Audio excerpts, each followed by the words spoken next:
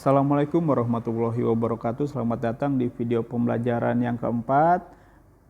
Pada video ini berisi tentang pembelajaran keempat dari tema 1 dan subtema 1, keberagaman budaya bangsaku. Maka kita mulai saja pembelajarannya.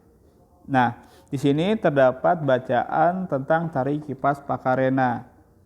Terdapat 3 paragraf ya. Dan kalau di buku ini terdapat di halaman 51.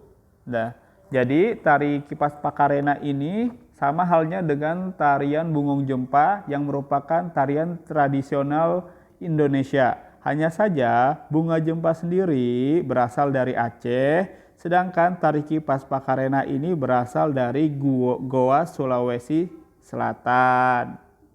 Ya. Kemudian, di sini terdapat rangkuman terkait tentang tarian Kipas Pakarena. Nah, tari Kipas Pakarena yang sebelumnya sudah Bapak jelaskan berasal dari Goa, Sulawesi Selatan. Dan tari Kipas Pakarena sendiri terdapat kisah yang berawal dari perpisahan antara penghuni Boting Langi, negeri Kayangan, dan penghuni Lino dari bumi pada zaman dahulu.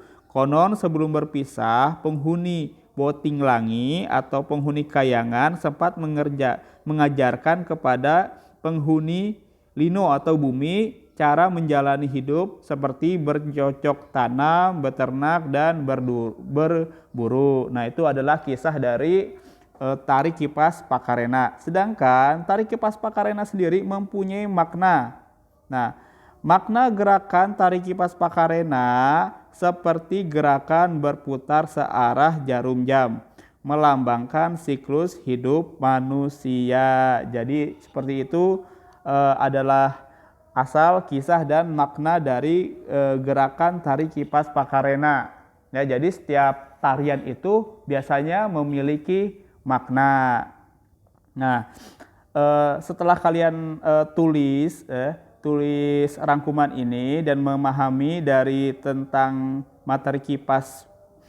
materi tari Kipas Pakarena ini, kalian bisa membuka halaman selanjutnya ya.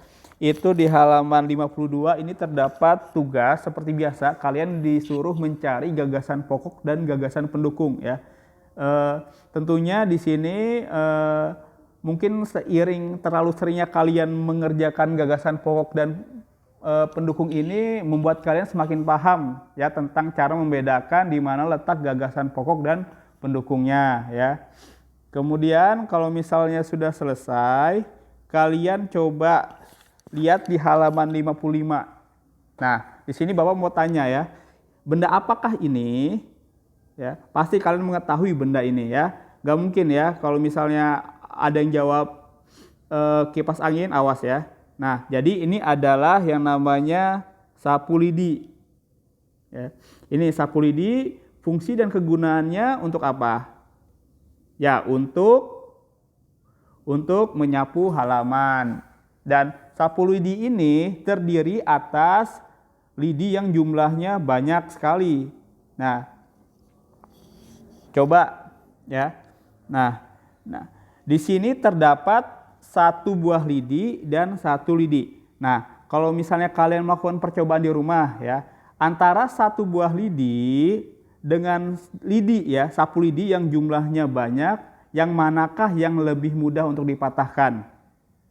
Nah, tentu yang lebih mudah adalah 1 buah lidi. Nah, ini adalah perumpamaan dari sikap persatuan dan kesatuan yang harus kita amalkan setiap hari. Nah, seperti yang telah kamu ketahui sebelumnya, kita itu hidup penuh keberagaman. Di dalam keluarga pun pasti ada keragaman. Hampir setiap anggota berbeda-beda. Di sekolah, di lingkungan masyarakat, itu terdapat keragaman. Tetapi dengan adanya sikap persatuan dan kesatuan, itu akan membuat kita semakin kuat.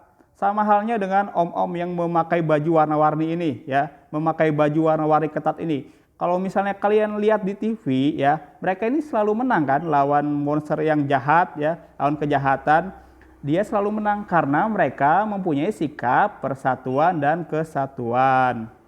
Nah, akan tetapi ya jangan dicontoh. Ini kan cuma bohongan, ya. Di TV ini mereka cuma bohongan, ya. Berantem itu juga nggak baik ya, jangan dicontoh ya. Ini cuma sebagai contoh aja. Nah, selanjutnya di sini ada catatan tentang sikap persatuan dan kesatuan.